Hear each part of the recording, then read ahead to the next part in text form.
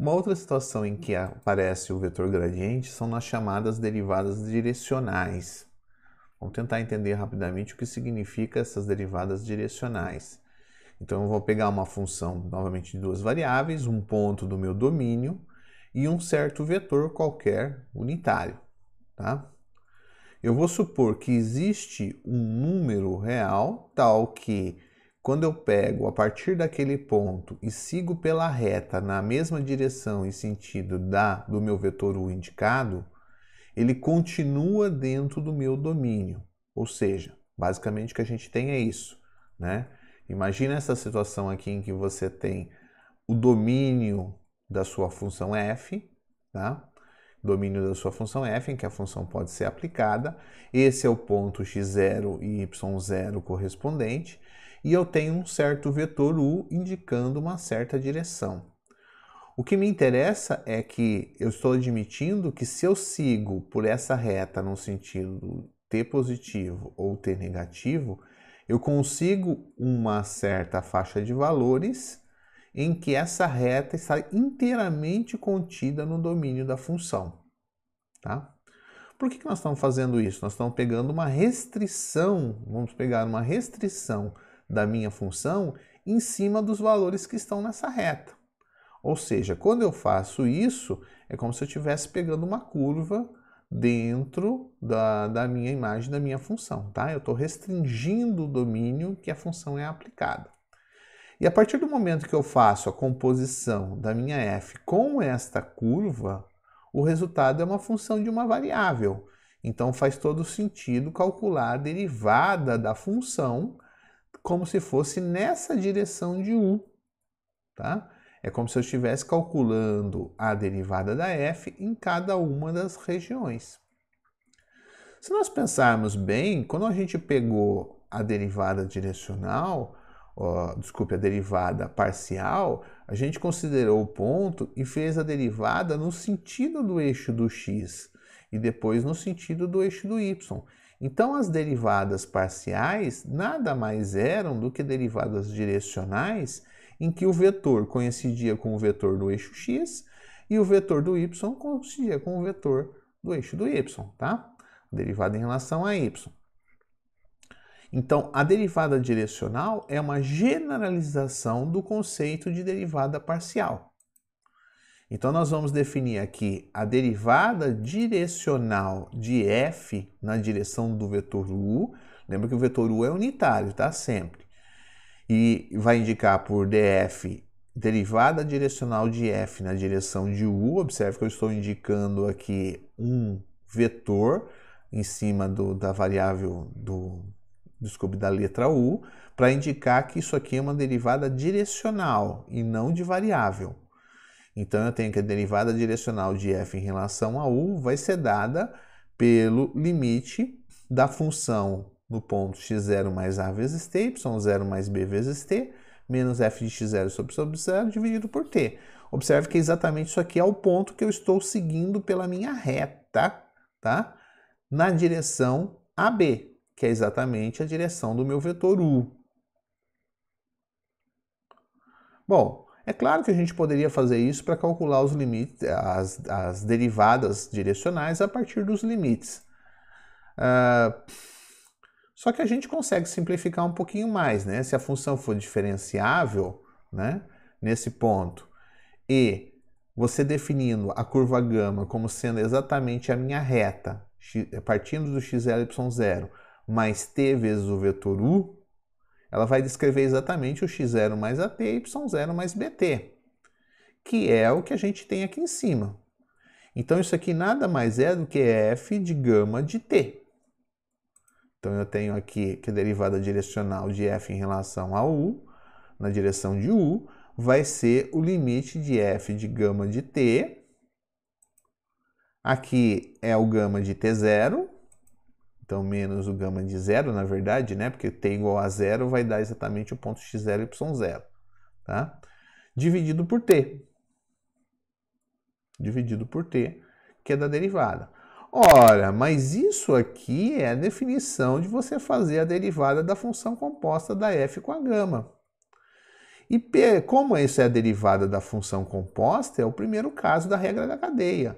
É o gradiente da f aplicado em gama de zero vezes o vetor, a derivada de gama no ponto zero, né? Aqui tá errado, tá? Digitação, aqui é zero. Então, gama de zero. Portanto, a gente tem exatamente, ora, mas qual é a derivada de gama? A derivada de gama, isso aqui é constante dá zero, a derivada de gama dá 1, dá exatamente o vetor u. Então, a derivada de gama é o vetor u no ponto zero, tá? Em qualquer ponto, na verdade. Portanto, o cálculo da derivada direcional é exatamente o produto interno do vetor gradiente da função no ponto pelo vetor que indica a direção, tá? Observe que essa expressão aqui é fundamental, quer dizer, eu posso simplesmente calcular as derivadas direcionais obtendo ou calculando o vetor gradiente e multiplicando, fazendo o produto interno com o vetor constante. Lembra sempre que a derivada direcional é analisar a taxa de variação da função, ou que é dada pela derivada, da função quando ela segue pela reta que indicada pelo ponto que você está e o vetor que você quer seguir a direção, tá? Aqui é uma observação que a gente já fez, né? E aqui a gente vai demonstrar o fato do ponto de vista matemático. Então, eu tenho os vetores canônicos, né? Eu prefiro essa notação aqui, E1, do que essa notação I, indicando o vetor 1, 0, e o outro vetor na direção do eixo Y, né? Ou J, que é por 0, 1. Então, quando eu faço a derivada direcional de f na direção de E1, é o vetor gradiente vezes o vetor E1. Ora, mas o vetor E1 é 1, 0. Então, isso aqui é df dx, df dy. Portanto, vai dar df dx vezes 1 mais df dy vezes 0. Ele dá exatamente a derivada parcial de f em relação a x. E a mesma coisa quando eu faço a derivada direcional de f com relação a E2. Eu tenho o vetor gradiente vezes E2. O df dx vai multiplicar por 0, df dy por 1, o resultado vai dar df dy. Então, as derivadas parciais são casos particulares das derivadas direcionais, tomadas na direção dos vetores canônicos. Outra coisa que a gente deve observar é que se eu tenho, o vetor gradiente, eu tenho um vetor gradiente e tenho um vetor u. Eles formam um certo ângulo entre eles, um valor aí entre 0 e 2π, né? 0 e 2π. A gente sabe lá da geometria analítica que quando eu existe uma relação, né? Uma relação entre esses vetores, é que o produto interno dos dois é a norma do primeiro vezes a norma do segundo vezes o cosseno do θ do ângulo entre eles. Só que o produto interno desses dois vetores é a derivada direcional. A norma do vetor u é 1, porque ele é unitário. Portanto, a derivada direcional é a norma do vetor gradiente vezes o cosseno do ângulo entre eles. Tá? Outra consequência que eu tenho é que quando eu faço a projeção do vetor gradiente na direção de u, então ele vai ser simplesmente o produto da derivada direcional vezes o vetor u. Um cuidado que a gente deve ter é que a derivada direcional, esse cara que está aqui, ó, ele não é um vetor, tá? Ele é um número real. Embora tenha um vetor aqui embaixo, ele só indica a direção que a derivada é calculada, mas o valor é um valor real. Para a gente entender melhor isso aqui, vamos ver a questão da projeção. Então, imagine que você tem aqui, ó, o seu vetor gradiente da função, o seu vetor direcional u, que eu estiquei depois aqui para ficar um pouco mais longo, né? E eu vou fazer a projeção deste vetor gradiente no meu vetor u. Eu tenho um certo ângulo θ entre eles. Essa esse tamanho que está aqui, que é a minha projeção, quer dizer, a quantidade, ela é dada pelo produto, né, o tamanho do meu vetor gradiente multiplicado pelo cosseno do θ. Então, tem exatamente a norma do vetor gradiente vezes o cosseno de θ. Só que a gente viu no slide anterior que esse produto do vetor gradiente e cosseno de θ é a derivada direcional. Então, na verdade, esse tamanho aqui é a derivada direcional de f na direção de u. Então, esse vetor, que é o vetor projeção, vai ser simplesmente esse tamanho vezes o vetor unitário u. Tá? Então, esta é a projeção correspondente ao meu vetor gradiente na direção u. Por isso que a projeção do vetor gradiente na direção u vai ser dada pela derivada direcional na direção de u vezes o vetor u.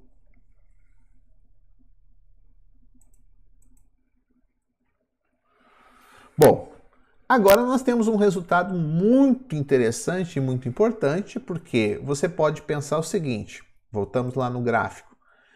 Eu estou calculando a derivada da minha função f numa determinada direção.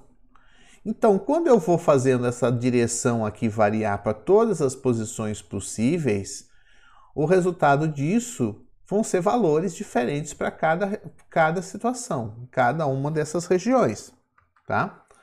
Portanto, eu posso pensar também que vai haver um valor de máximo e um valor de mínimo, tá? E esse resultado que está aqui, ele justamente fala sobre isso.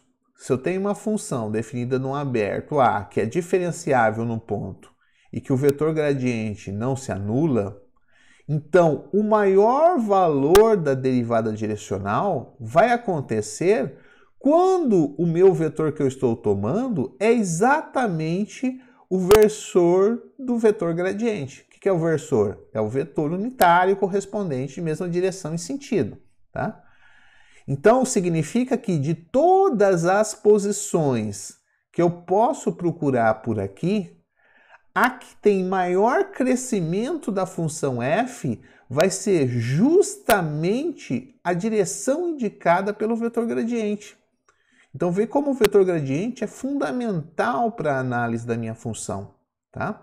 Em cada ponto que eu tenho, o ponto de maior derivada direcional é justamente o ponto ou a direção indicada pelo vetor gradiente. E além disso, o valor máximo que a função atinge, que a derivada direcional atinge, é exatamente a norma do gradiente da minha função. A demonstração disso, na verdade, é bem simples. Ela parte justamente dessa relação aqui, que a derivada direcional é o módulo do gradiente vezes o cosseno de θ, né? Então, se eu tenho aqui, ó, a minha derivada direcional é o gradiente da f vezes o cosseno de θ, essa função cosseno de θ, ela vai atingir o seu máximo quando o cosseno de θ for 1, né? Porque o cosseno é uma função entre menos 1 e 1, tá? Mas quando eu estou percorrendo, eu estou limitando aqui o meu eixo ao... vamos fazer aqui, ó, rapidamente, né? O meu círculo trigonométrico. Opa, faz de conta que é um círculo, né? Então, eu tenho aqui minha região de 0 até 2π, tá?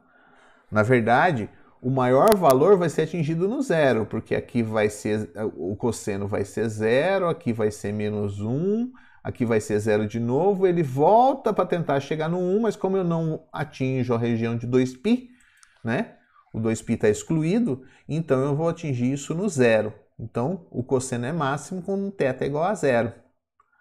E quando θ é igual a 0, isso está me dizendo o quê? Ora, está me dizendo que o ângulo entre eles é 0. Então, o gradiente está em cima do vetor u, tá? Ou seja, mas o vetor gradiente é um vetor não unitário. Então, para encontrar o u, eu faço o gradiente da f dividido pela norma do gradiente da f, tá? Então eu pego o gradiente da f sobre a norma do gradiente da f. E além disso, qual que vai ser o valor máximo? Ora, o valor máximo vai ser quando o cosseno de θ é 1. Então, o valor máximo vai ser exatamente a norma do gradiente de f no ponto, o que mostra esse teorema.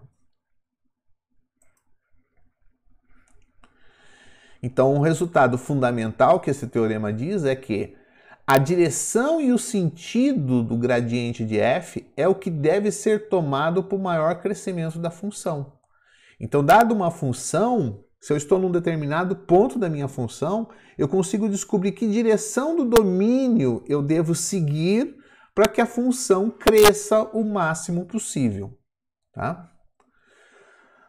Bom, tem um exemplo aqui, né, dos cálculos. Então, eu peguei f de xy igual a x ao quadrado vezes y. Como a minha função f é diferenciável, então o gradiente da f no ponto xy vai ser 2xy mais x ao quadrado, né? Essa aqui é a derivada parcial de f em relação a x, essa aqui é a derivada de f em relação a y. E quando eu aplico no ponto, estou usando o ponto 1 aqui como base, dá o gradiente da 2, 1. Ele é diferente do vetor nulo. Então, o valor terá o valor máximo de norma do gradiente de f de 1, tá? Então, a norma do f de 1 vai dar raiz quadrada de 4 mais 1, raiz de 5. E a direção e o sentido que eu tenho que tomar é o gradiente de f de 1 dividido pela norma. Então, vou pegar esse vetor, o gradiente, e vou dividir pela norma, que é raiz de 5. Fica 2 raiz de 5, 1 raiz de 5. Então, essa é a direção em que a função cresce o máximo possível.